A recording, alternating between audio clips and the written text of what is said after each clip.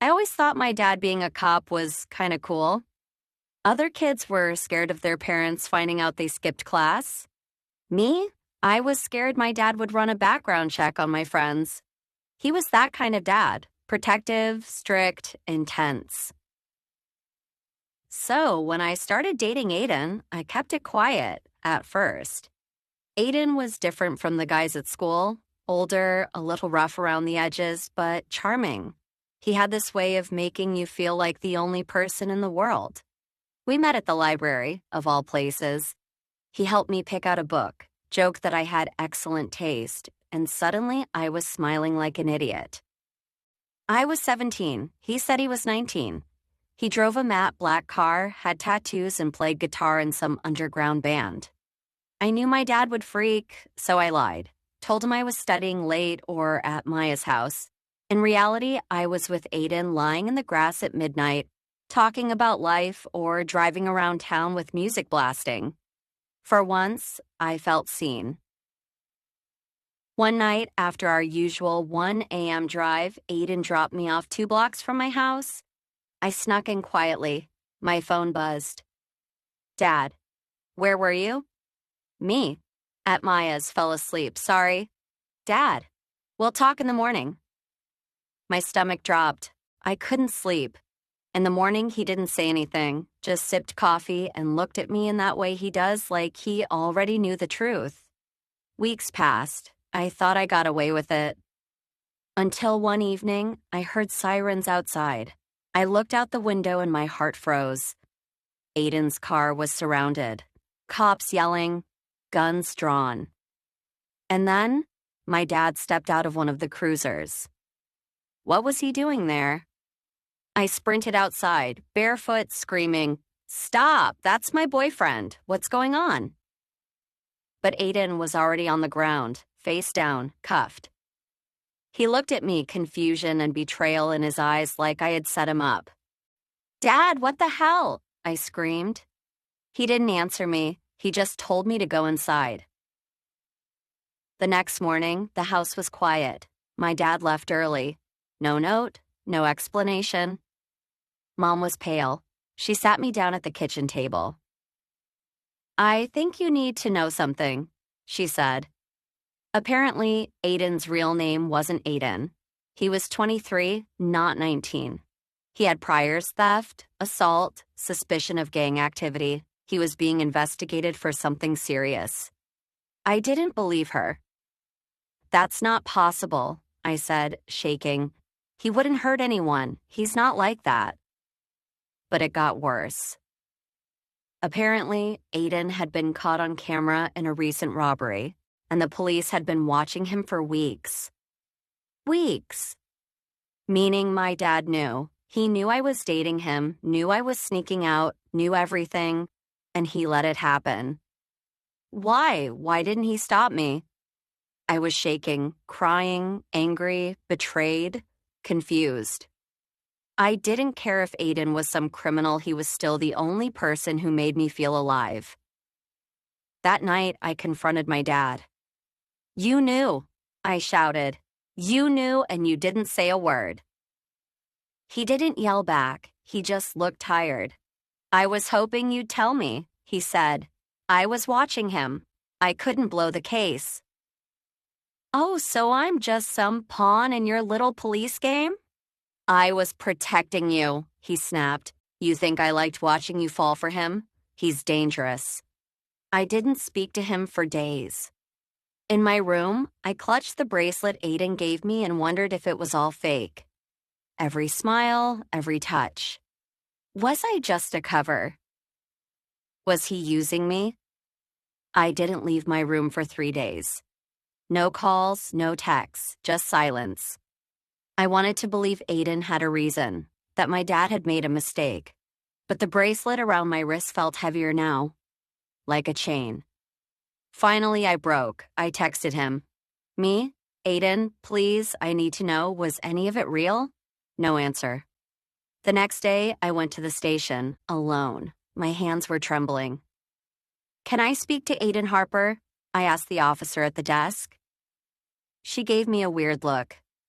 "Family only," she said. I paused. I'm his girlfriend? She sighed, typed something into the computer. Then her brows lifted. He's already been moved. County lockup. I just stood there, heart pounding. But I thought he's just being questioned. He was arraigned this morning, she said. Armed robbery, possession of an unlicensed firearm, probation violation. That night, I snapped. You never gave him a chance? I screamed at my dad. He had a record, Dad shot back. You were a minor. He could have destroyed your life. He didn't. He almost did. And then he said it, the words that cut deeper than anything else. You think he cared about you? He used you. We have proof. I froze. What proof? He hesitated. Too long. What proof, Dad? Then slowly he pulled out a manila folder from his briefcase and set it on the table. I opened it. Inside photos. Me and Aiden, in his car, at the convenience store, outside Maya's house, at the gas station near the bank. The dates lined up. Every time we were together, it matched the times a robbery had taken place. He used you as an alibi, Dad said, his voice flat. He knew you were the chief's daughter, that if anyone saw you together, he'd look innocent. My hands were shaking. No, that's not true. And then I saw the last photo.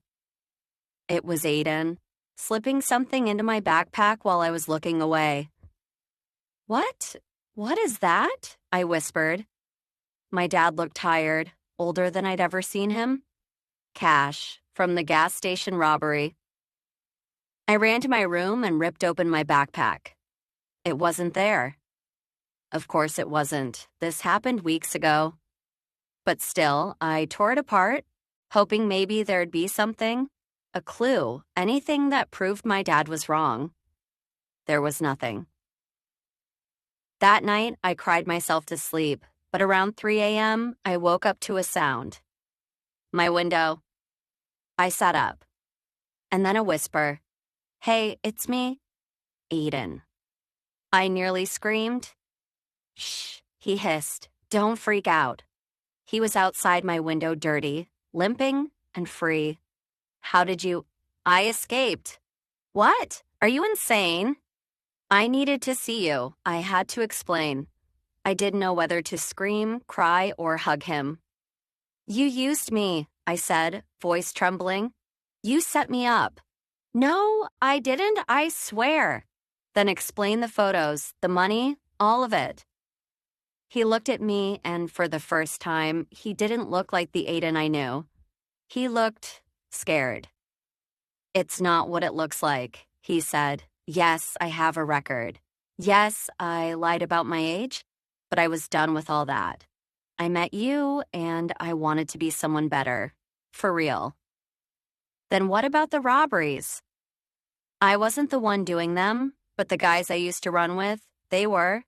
And they knew about you. They said if I didn't help them just be a lookout or create a distraction, they'd hurt you. I went cold. They threatened me? He nodded.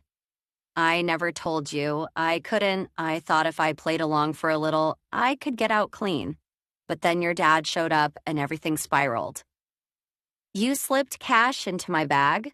I said. His eyes widened. No, I wouldn't do that.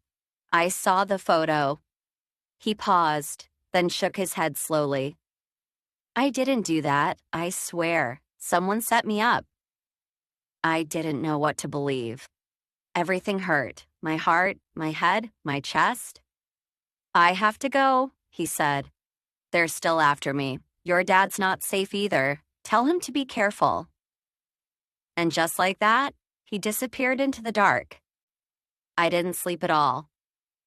In the morning, I told my dad everything, even though I knew he'd explode. He didn't.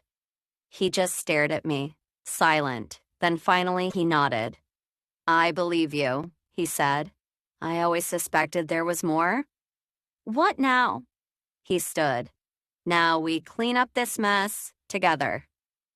The days after my dad arrested Aiden felt unreal. He wasn't yelling anymore. He wasn't giving me curfews or threats. He was quiet, focused. Most nights, I caught him staring at old case files, scribbling notes, whispering on the phone to people I didn't recognize. Then, one night, he finally spoke. I thought Aiden was just some reckless kid, but this is bigger. I stared at him. You think he's part of something else? He nodded.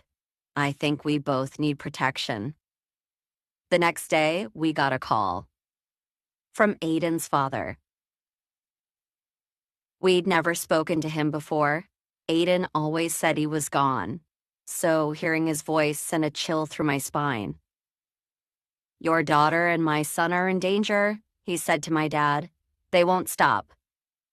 Who won't stop? My dad asked. The people Aiden was running from. And then the line went dead. That night, my dad packed a duffel bag and told me to grab only the essentials. Where are we going? I asked. To someone I trust, someone who worked undercover for years. We drove out of town past the city lights, past the suburbs, all the way to an old trailer park near the forest. My dad parked behind a rusted RV and knocked.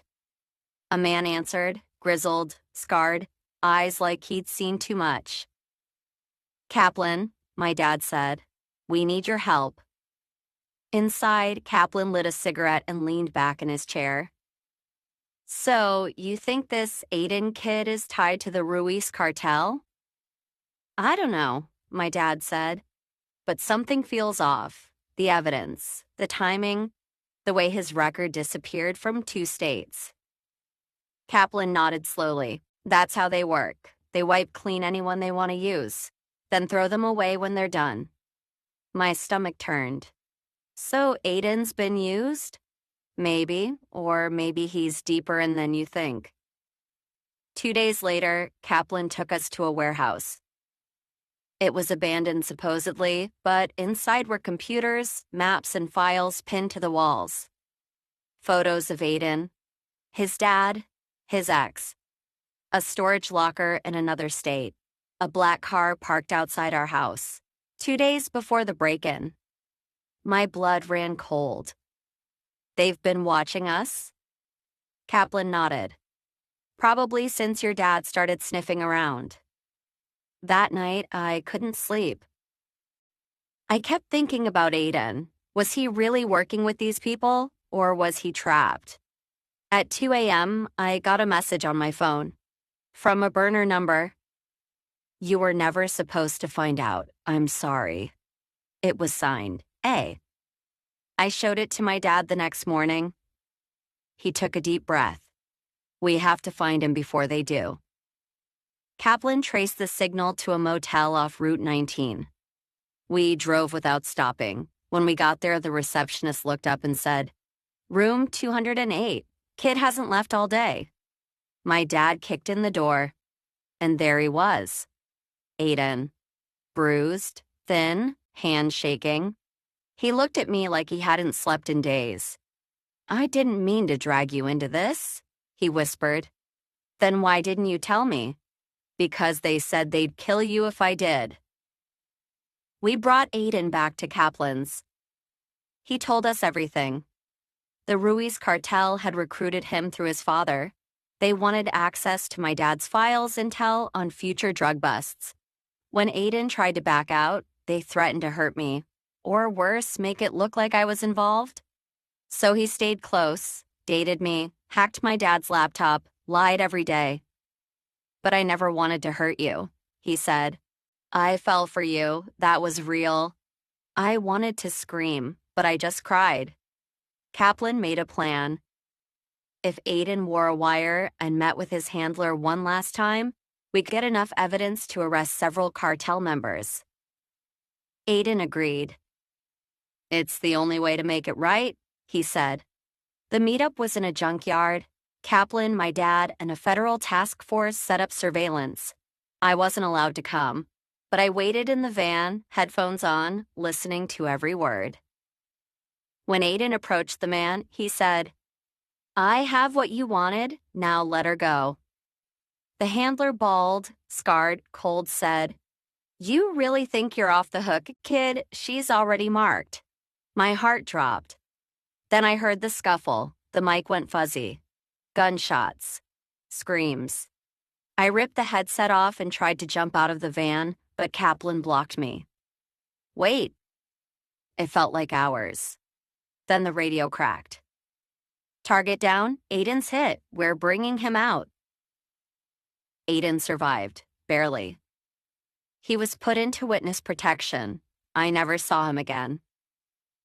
3 months later, the Ruiz cartel leaders were arrested. My dad got promoted, but he was never the same. Sometimes I catch him staring out the window like he's waiting for another war to start. He and me? I still think about Aiden, the boy I loved, the boy who lied, but also the boy who risked everything to protect me.